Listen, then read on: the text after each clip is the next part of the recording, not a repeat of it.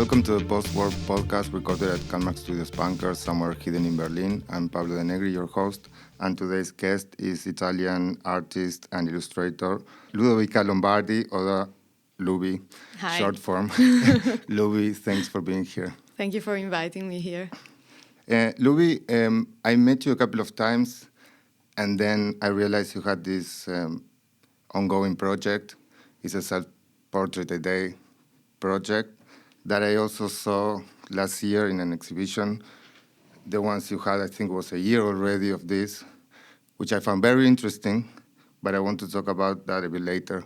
I wanted to start, maybe I know you studied informatic engineering before, and I was wondering if before that you had any artistic contact with art or creation.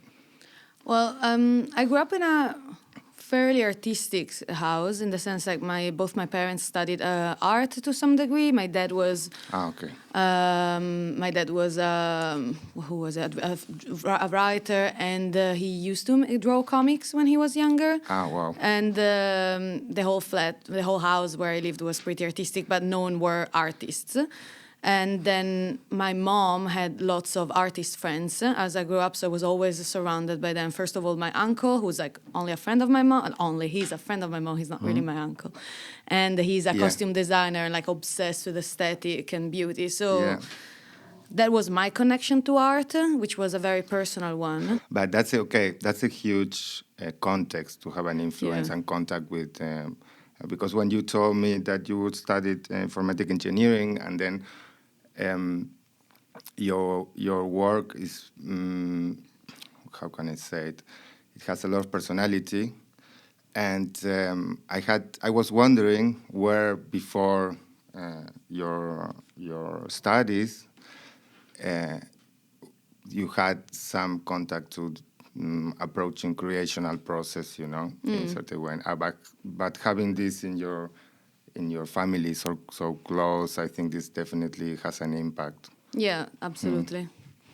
And your father was writing comics? He used to draw comics until some comic strips. I think he never did a long comic, but he used to, and he's still alive. He's obsessed with comics, and whenever I visit him, which is very rarely, but whenever I visit him, he's like, there's so many comics everywhere, so much books about art. I'm like, spend days just reading comics. Wow, but this is visual art pure, no? Yeah. It's like, I was always into comics. And how is to be the daughter of a comic artist? Oh well, it's interesting. Yeah, let's say my dad is an interesting person. Yeah. And why did you decide to? You felt influenced by this. You were thinking about studying art, or? It's weird because when I was in middle school, I was undecided whether to go to an artistic high school or to a scientific high school, because that's the choice in Italy and others. And I decided to go to a scientific high school because I loved math and I loved science, and I consider still myself very logical, just because of a dream I had. Like I dreamt that I went to the artistic school and I hated it, so I was like, okay, maybe I need to go to the scientific one. And then everything followed that direction just because of this dream. Yeah. So what was the question again? If you, because of this influence you had so close in your house, if you felt like if you were really sure that you wanted to study art, or it has always been like a crossroad of mine where after I ended up doing scientific things, I kept doing that because I was really good at it and it felt natural. With math. Wow. Yeah, like I was pretty good at it. I have a bachelor in engineering. Also here in Germany, I did a semester in computational sciences, and I have to admit I'm one of those weird people who really likes math, and I really miss math still on my day-to-day life sometimes. Some call it a nerd. Also. Yeah, some. I was also playing video games, so probably it fits. But art is I've always drawn, and I've always had this need to express myself in some ways that was parallel to this. And I feel at some point something tipped, and I had to overbalance it by completely dropping everything that was tied to science and rationality, and by picking up what was the opposite, which was art. Yeah. And it came a bit gradually, but then suddenly when I came to Berlin, and I was just like, okay, no, I need to get more close to my creative side. Yeah, because I didn't feel I could express myself in the scientific But you thought of it as a job, I guess, or yeah, I was extremely interested in it, in computer and informatics, because of this new world that we're building with it, like new way of thinking, new way of thinking, like quite literally by creating these programming languages that are thought, pure thought. So I was extremely fascinated by that. And I still am, even if I find it more frightening and problematic at times because of the lack of control that there's above it. But so it was an interest, and it could have been a good job, especially because my family is pretty poor. So I was dreaming of one day doing a job that would make me earn some money, and here I am being an artist and that being has to pretty do with poor. being daughter of a comic artist, I guess. I suppose also some complicated hand. family dynamics. Yeah, I understand. So it was an interest more than a job, but then in the end I realized that it was not for me because engineering is supposed to be one of the most creative jobs. I have no idea. My bachelor is in philosophy, and my high school was oriented in philosophy and literature. So my mathematical part of my brain is dead. But I have no idea what an engineer does. Me neither, to be honest. But like math and science and engineering can be the most creative things that they can be. Like you're literally creating things, and they manage to fuck it up. I remember being in a university and asking questions to the professor, and professor would be like, "Why do you care? You just need to know how to solve the exercises." Right. And me like, "Wow!" So solve the X. Yeah, exactly. So I was really disappointed in it. And in the lack of creativity that you could actually find in something that I thought it had. And then you thought to move to Berlin after you finished your studies in Milan? Yeah, like I decided to move out of Berlin. I decided to finish my studies, even if I hated it, and to move to Berlin straight after. I didn't even visit the city before I decided. I visited after the decision to check, and I liked it, and I just came here. So yeah, I came here like 4 or 6 months after my bachelor degree. This was 4 years ago? Or 2017, January, so 5 years and a half. Okay. Yeah, some time already. It came out of this disappointment and finished your... Yeah, I think I was going through a heavy depression period in which I was feeling like everything was extremely still and I could not get out of my... being a statue, and so I decided to do the thing that one of the things that I found the most difficult to do, which was move to a new city without knowing anybody, without knowing the language, so that I could kind of remove the floor above below myself in order to have to move. Basically. And that has to do also with the meaning or the cause that drives your self-portrait drawings project, right? Because I read in this feeling you're describing, I read in your web that it was very nice. Also, it had a link to the description. It's called Onisim. Onisim. Yeah. It's a great word. It's exactly what you're describing, yeah. right? And so out of this, it's like a frustration of being stuck and, just one lifeline or something like that. And I found it very interesting because it also had a link to the description. And it's the same that you are narrating that had to do with your decision to come to Berlin. Yeah, I would say so. I think at the time I was not I was not aware of it because it was 5-6 years ago. I grew a lot in this period.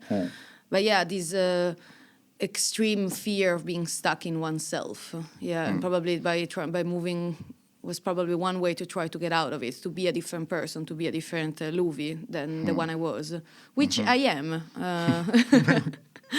So, yeah. And so when you come to Berlin, you started thinking about making this drawings project, or this is something that took you by surprise, so to say?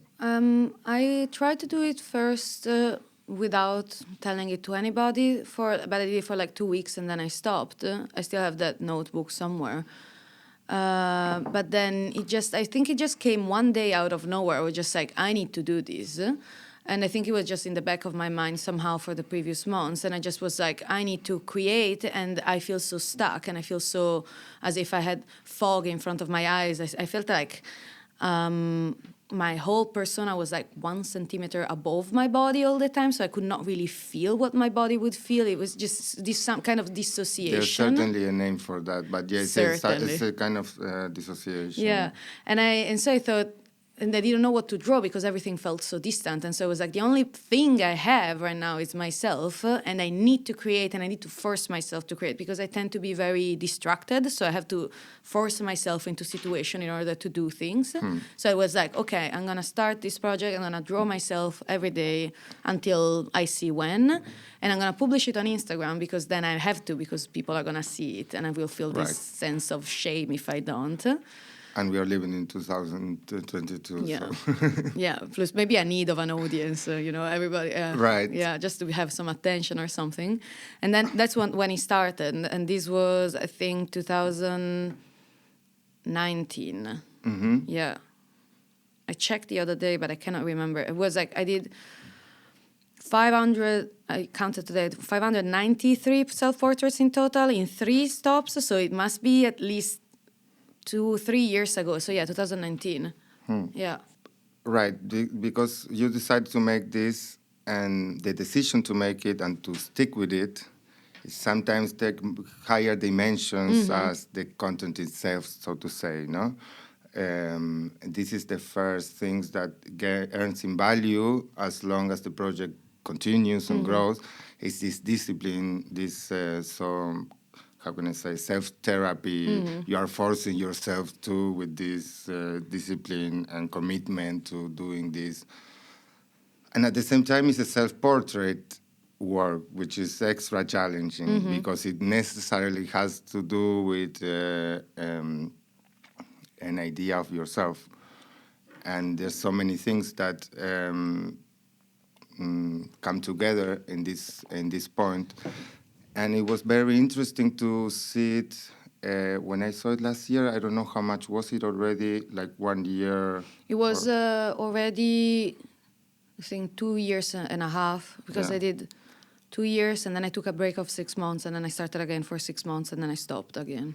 It was a lot of different formats, papers, illustrations, a lot, how can I explain, a lot of comic language.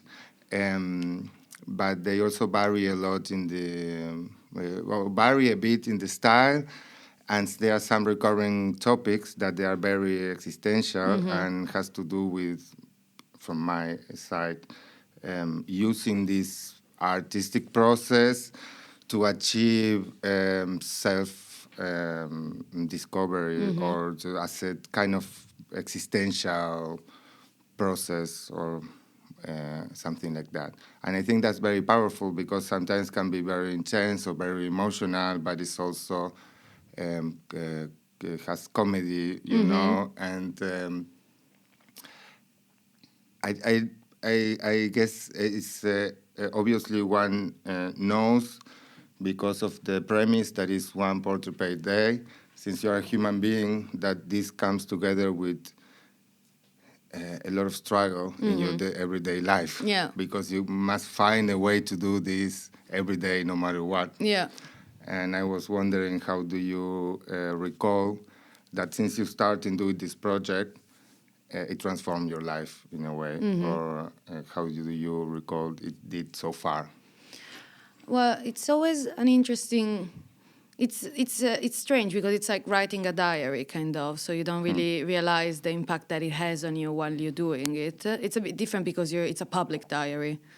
But as you're writing it, it doesn't really notice the change. There's some days in which it's clear, like you know that today had been an extreme day and that you're going to remember no matter what. But through the self-portraits, it's crazy because I can remember some days much better just because of this self-portrait I did. And I can focus better on the emotion that I need to focus because I can know that that's the emotion for the day, or even if it was in that moment and so on. So it's been like when I set up the exhibition and for the first time I saw all of my self-portraits at once in the same room being not on the floor as they were in my room the day before preparing it, but actually hanging and being able to look at them, all of them. I really saw what I was trying to do, which is a person through you are talking objects. about the same show I saw. Yeah, that's the only time I show them, and trying to figure out ways to do it again, but I'm also, as I said, a bit unfocused, so it's going to take me some time. But this is the magic of the white cube, as it was called already in the 70s. This abstract space separated from reality or the everyday reality.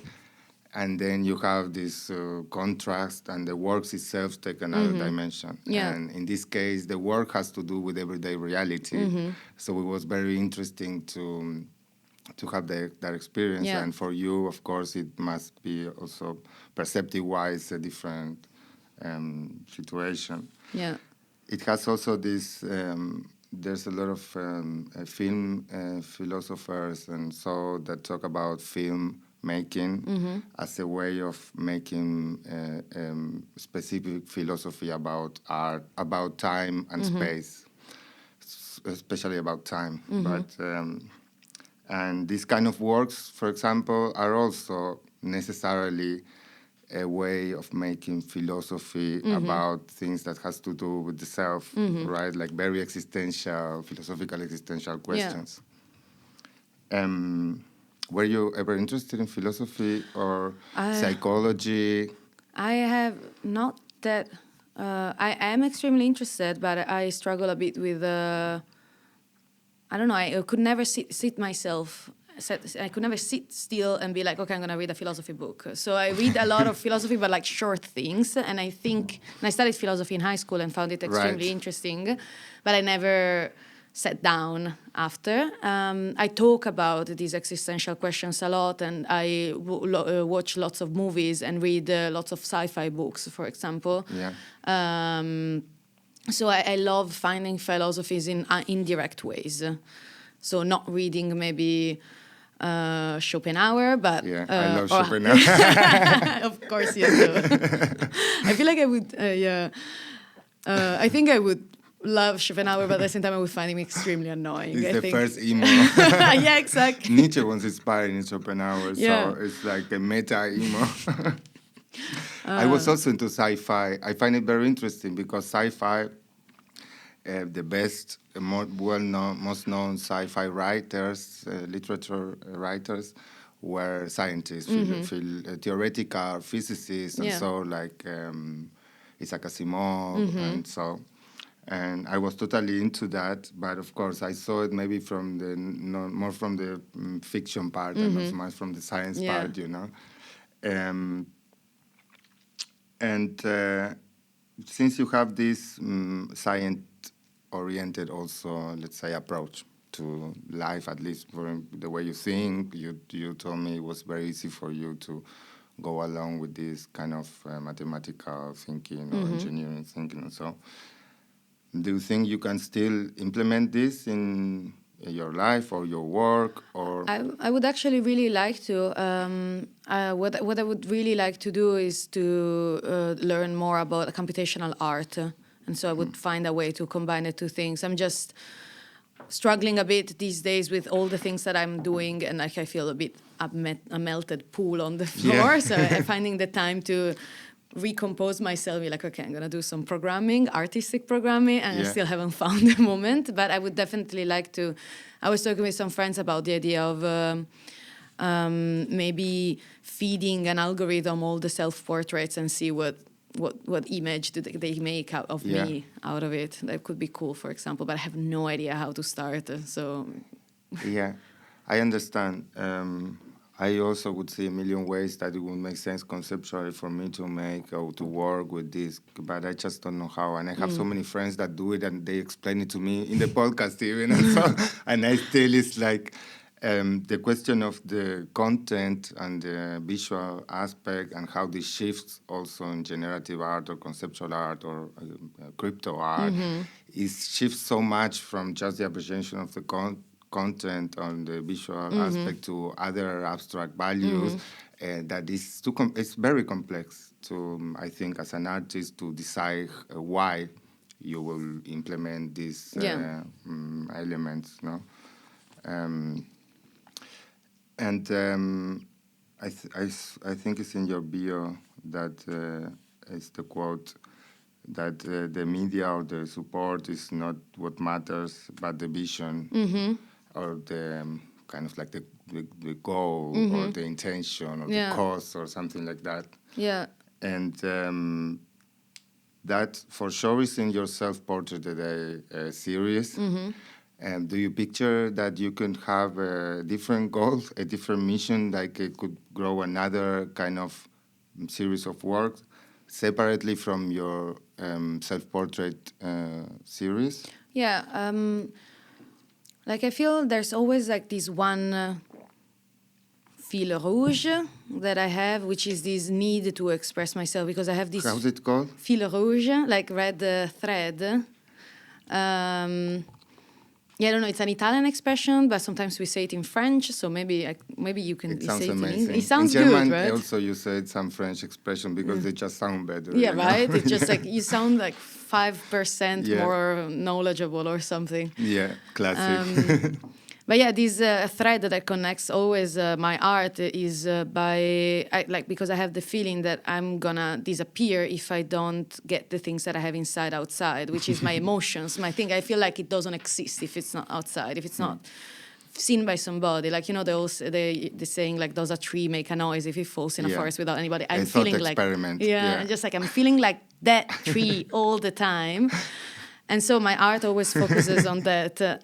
So focuses on myself, not because I find myself interesting, but because that's the only way I have to exist. Right. So I've been thinking of doing other projects. Like, for example, now I'm drawing lots of faces on different media that I found, like mirrors or tiles. But it's always about the faces. It's always about the self. Like, and I always see myself in everything that I draw, even if it's a tree.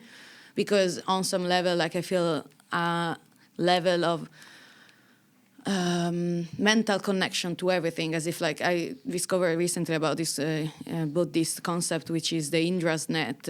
Like I actually discovered it on Rings a bell. What is it? Indra's net. They talked about it on Midnight's Gospel. That super cool cartoon. I saw. And Indra's net is that totally surreal. Yeah. And Indra's net is this. Like existence is like this net that it's made of crystals. That it's made of crystals. So and we are the points where the threads connect. So we think that we're different, but we're actually part of the same thing just because we're thread. And because it's made of crystals, everything reflects into everything. And I have to relate a lot to this. What is made of crystals? Like the whole net. So everything reflects in itself. But this sounds like quantum. Yeah, which also also quantum theory and quantum mechanics returns a lot in Indian and Buddhist philosophy. There's a really interesting book about this. That's amazing. The Tao of Physics, which talks exactly about that. That's from India, yeah? No, it's from these quantum scientists from the 70s, Franz of Capra, something like this. He said that lots of quantum theories say the same thing that Buddhist monks said already 1,000 years ago. That's true, yeah. So, but yeah, because I'm feeling this connection to everything, as if I'm just like an eye of a body or something like this. Then I see myself in everything in the same way that everything is in myself somehow. So I cannot really get out of the self topic out of my art, because that's how I feel. This is also part of the frustration of being inhabiting my own body, because I feel like I should be part of much more, and I cannot understand why I'm constricted into this space. Well, that's one of the first. I think philosophical questions, right? Why there's something instead of nothing? Yeah. Why am I limited when I can think eternity? These are very basic philosophical questions that keep us up at night, at least to some of us. Me, for sure. And for me, it's totally. It makes my head blow out because Henry Bergson, for example, is this metaphysicist from the end of the 1900s, and he influenced a lot of especially theater writers that then influence like the surrealists and a lot of vanguards from the first of. And Bergson books are amazing, and some took Bergson metaphysics of perception to describe a film image, for example, or so. And it's amazing, like 100 or something years later, quantum physics, for example, discovers dynamics on real physics that actually illustrates what the metaphysics from Bergson were saying. So, and it has to do with, for example, the position, the role of the one that is the spectator, for example, and how, as you spectate, you also create in a certain way the universe around you. These kind of relations to me are totally amazing and leaves you in this state, like what you say with this thought experiment with the tree that falls and no one listens. No, leaves you in this state of meditation or contemplation, right? And certainly your self-portrait today job has some of this, I don't know if Japanese or Oriental vibe of this kind of discipline and meditation exercise, right? It sounds like a heavy emotional exercise in a way. I don't know if you feel it like that or not. I'm not sure if I don't feel it so emotional in the moment I do it, because it's my way of existing, I think. So there's other things that I find more emotional somehow. That is just a way to be alive, kind of. Yeah. But it's amazing. It's amazing. I think you have a language, a drawing language already acquired, maybe because of your father, or maybe because it was close to you, right? I cannot draw, for example, nothing. It's like with my hands I cannot do anything.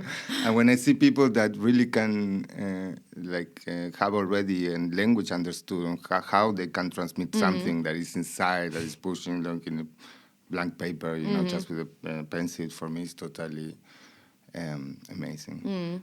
For me, it's interesting because like a lot of people tell me that I'm really good at drawing, while I don't find myself really good at drawing. I'm pretty good at drawing my face at this point. Right. But what I like of this process, of the drawing process, is also the slightly chaos that I let into the thing. Because sometimes I just introduce the mistake in the sense that I don't want the drawing to be perfect. And I want to try to fix the mistake. You can tell that the drawing is not trying to be perfect. No. It's pushing you into the direction of more thinking what it's talking about. Yeah.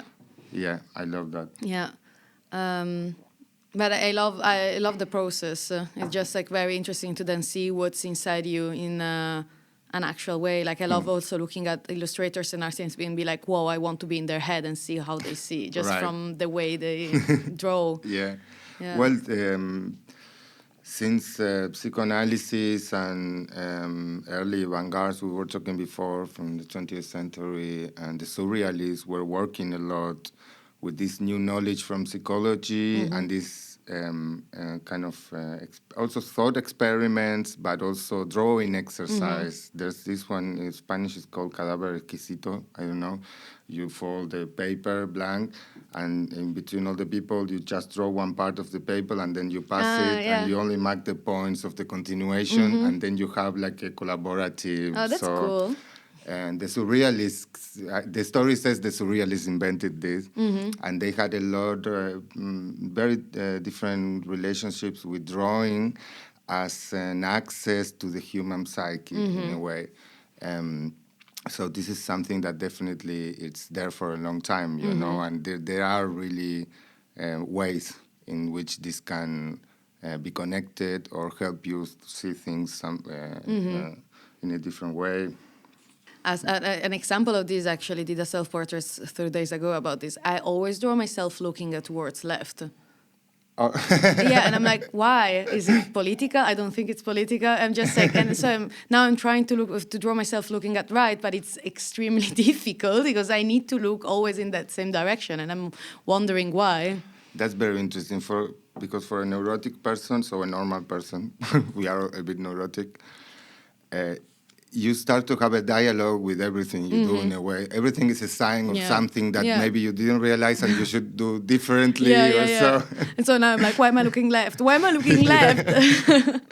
And then you think about, you take extra effort and time and maybe you draw yourself right just to, And it's also, but it's also interesting the way I draw myself and the way people perceive me and the way I perceive myself. Like I was talking about this the other day with some friends, and I was talking about my how in teenage years I really had lots of problems with my nose. I really hated my nose. Like I lived in Milan. It's a very fashion city. We all had lots of complexes about our health face. We all had food issues and so on. It's all about superficial looks. Superficial, but we were so deep into it. Like I had known countless anorexic people in Milan. It was really intense. And my problem was one of the different issues I had with my body was my nose, and I was hating it so much. We just look at it in the mirror and be like, why are you so big? Like, really? Ugh. And the other day I was talking, because now I'm pretty fine. You definitely don't have a big nose. No, thank you. I'm pretty fine now with my nose. I'm like, oh, it's okay, it's a nose.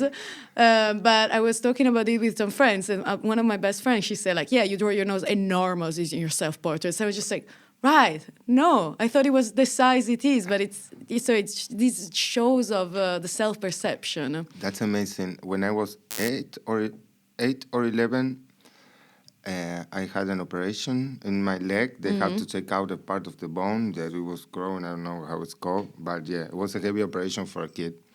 So I had psychology preparation and they make me draw myself. And psychologists noted that I draw the leg that was going to be operated thinner. Oh, it's so cute. For example. Yeah. And these are the kind of links that exist between our mind and drawing that we don't realize because they are pre-linguistic in a way, you know. They don't pass through our consciousness in full. And which is also why it's so interesting to see what your subconscious brings you, like in front of you. Yeah, definitely.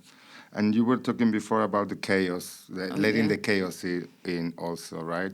Not having to have a perfect thing or perfectly controlled, but also letting this more dynamic, more vital part of your everyday life filter into it a bit. I think it stems from my perfectionism, like because if I let chaos in, then I cannot be perfect, and so I win anyway. But it's also like accepting the chaos that life is from a normal level. Like my life and everybody's life is chaotic. Like I don't know one person whose life is very tidy. Right. Even if they are really tidy, then they're the most chaotic in reality. It happens, yeah. And letting go of this need of control and also realizing that chaos is what life is. Like a concept that I found really fascinating of thermodynamics and physics was the concept of entropy, which is the mathematical number that you can assign to determine the level of chaos of a system. It's like, and the entropy always tends to naturally go up. So the chaos always goes up unless you put lots of energy to lower it. An example is if I make this glass fall, it's going to take probably 1,000 years to put all the molecules back in without any of the carpet. It's going to be impossible, basically. So the entropy grows naturally, and there's no amount of energy to go back to the unnatural situation. And so this concept I find extremely interesting because it also it resonates with the future of the universe, in the sense that one of the possible future that scientists talk about is like this thermical death of the universe, where everything is going to be the same temperature and everything is going to be extremely homogeneous and all the same, which is the pure chaos and the pure order at the same time, because it's the maximum entropy, so it's the natural. But at the same time, if everything is the same, then it's ordered. Right. And so I feel this chaos and I let this chaos happen. I let entropy happen. I don't go against it if I can. I think this is... I don't know anything about it, but I love to watch shows, YouTubes about all this stuff.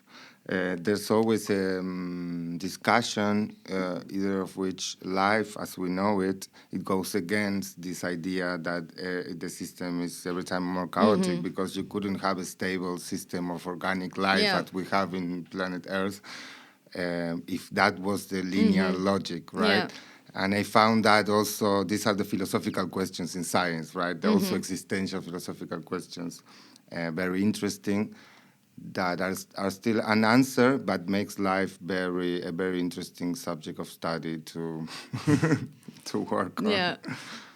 And talking about all this stuff, how do you feel about talking about chaos and life and how special it is? How do you feel about how are things moving forward? Are you optimistic? Do you feel? Do you see a light at the end of the tunnel?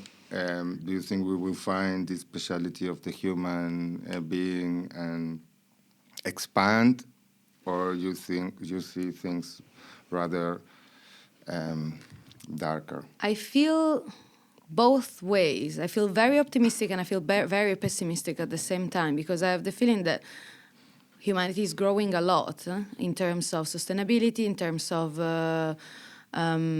rights towards the non-standard people, so cis, straight, white men, trans, Right. etc. Yeah. So I feel like it's evolving, Non-binary. and Yeah. racism. I feel like there's an evolution as global community. But I'm also afraid that I might be my own bubble, so I perceive this evolution while in reality it's actually not happening. And at the same time, I have this fear that I keep dreaming about the world ending. Like the other day I dreamt of the sun exploding and it was just like, oh fuck. This will happen, you know. This will happen in 5 billion years. But it will I know. happen. When I was a kid, it was funny because when I was a kid, I read that it would happen in 4 billion years and I was like super anxious about it. And then when I read that it was actually in 5 billion years, I was like, oh, thank God we have 1 billion years more. It's good. But yeah, I have the feeling that we're doing anything we can do to do wrong, in the sense that I feel like we should really try to stop and reconnect to everything and to find different ways to evolve as humanity, because we can always evolve, but there's this idea of growth, more. That it's not capitalism, that it's not bringing us anywhere, that it's not making us happy. And there's this handful of people who have all the power and they're doing their things like buying Twitter because they're annoyed. And it's weird because I feel they're making so much bad in the world, and in the same way that I would make if I had that amount of money. I don't think anybody should have that amount of money. Yeah. And if they were happy, like if these 5 people would be fully happy, they have found eternal happiness through that amount of money, that amount of evil that they're doing, I would be like, you know what, that's worth it. But that's not even that. They're not happy. They're not doing well. And it's clear. They would not buy Twitter otherwise. And so I don't feel very optimistic. I feel like also with the pandemic, I was expecting us to learn. Like we stopped and the amount of grass emitted went down, the CO2 went down. We were like, wait, maybe we're growing, maybe we're gonna, for a bit. And then bam, as much as before. And all of this for growth. And I have the feeling that more people also are feeling this. Like so many friends of mine, me included, are thinking about maybe in some years going outside the city and, I don't know, raise chickens or something like that, to completely the most anarchic thing you can do right now. So I'm not very optimistic, especially with these uncontrolled, like we feel like we can resolve everything with technology. This is also one of the reasons why I stopped doing engineering, because like there's this freedom, there's this titanism trying to steal more fire from the gods and without stopping and thinking. And so we keep creating these things that are more and more dangerous because they're becoming more and more powerful, which are great. I love the idea of creating an artificial intelligence. But if you don't teach that artificial intelligence how to be a proper being, then where we're going. And we've already seen it because they're biased as hell. Like they generate an image of only white people, for example. Yeah, we talk with Robert Seidel. He makes also this new painting, so generative art system. We talk about the Nazi Twitter bot and so. I forgot about that. So I feel like we are in this chaos. To return to the chaos, that it's really not controlled, but it's really not going in a great direction. And it's scary as fuck. Like, I was talking about this with my uncle, who's one of the most important people in my life. And I was like, how was it to grow up in the 70s? And he was like, oh, you have no idea. It was amazing. You had the future in front of you. Right. You don't have that. Exactly. And I was just like, whoa, fantastic. It's perfect. It's perfect. Yeah. And you can also see it in mass culture, like me in film. Before you had Back to the Future, which was so happy. And now we have... I think with Matrix, you could really see a shift in the mass mentality towards the future. Can be, yeah. Could be. Like that period. And now we only have apocalyptic movies and we're dying all the time. And you're just like, okay. Yeah, because for 100 years, Walter Benjamin wrote about this painting of Paul Klee, the angel of history, was a total modern angel affected by war and destruction. And said the angel of history of Paul Klee looks back and see a world in ruins, right? But our angel of history looks forward and sees a world in ruins. So that's a bit our spleen, like Baudelaire would say, or our mood, or our general feeling. Yeah. Yeah, like it's so... I've been thinking about, like, for example, sometimes I think about maybe I should leave Berlin at some point, and I'm like, yeah, but where would I go? Maybe in, I don't know, Portugal? And then I stop and I'm like, yeah, but in 15 years it's going to be hot as fuck in there. I don't want to be in a place that is super hot. I need to stay where it's cold so that when we have climate change, I'm going to be like, yeah. It's super bizarre. You have to calculate how much the oceans will rise. Yeah. And I don't know about this stuff. I don't know for sure how... But it's a very weird moment for thinking of the future. Yeah. But let's say everything goes well. How do you picture yourself moving forward with your projects and your works? It's a very tough question because I'm very limited in my brain in thinking outside of the time span I am, like, let's say 5 days. So I don't know. I'm seeing this project continuing maybe for the rest of my life. I think I'm gonna take breaks because I keep questioning myself whether I should do it or not, and if it makes sense or not, and so on. And I think sometimes that breaks appears are healthy. Also in the work itself. Yeah. Sometimes I'm like, oh, I need to. What is this? Like why? The first time, why? The first time that I stopped was because I felt that became just a quirk. Like, oh yeah, that's Luvi. She makes a self-portraits a day, and I was just like, okay, I cannot do this anymore. It's super cool. Keep doing it. Okay. I see myself growing as a person and understanding myself more in order to be happy, because that's the ultimate goal. As a person who suffers from depression and anxiety, I'm like, I just need to cope with happiness, because happiness is actually quite scary. Yeah. So I see myself trying to go in that direction, and I see myself doing something extremely creative. I don't want to make my art my focus of my life, in the sense that I don't want it to be my job. I don't want it to be both. Like if somebody wants to buy something, I would be okay because I need money. You but won't complain. I'm not gonna complain. But I don't want to be an artist as a main occupation, like, unless this would happen organically, because I don't want to sell to the market, basically. Like, I had lots of people who were like, why don't you transform all of your self-portraits in NFTs? And I'm just like, I don't know. I need to think about it. So right now I'm trying to enter, for example, UDK and study costume design. Right, you told me about it. Yeah, so that, like, they didn't accept me the first time, but they were interested. So now I'm trying to find experience, in order to become one, so that I can have UDK is the Universität der Kunst, the University of the Arts in Berlin. Yeah, which is extremely... It's extremely popular, and so I would like to do some really creative jobs that makes me work with other people and create something in a team more than by myself. But it's not focused on my self-expression and my art, so that I can have still some mental space for it. I don't want it to become a stressful thing that makes me only earn money. Yeah. I think that's a great decision. Oh, thank you. Most important thing, be happy and clear mind, calm mind.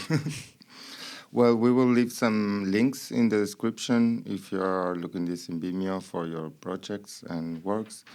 and also for the patterns, pop-up exhibition and party. Yeah. That's where I saw your exhibition last year. Yeah. And anything else you want to share, we will leave there. Yeah, I'll let you know. Yeah.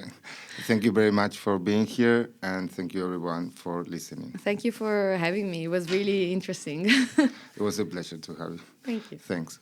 Bye-bye. High five.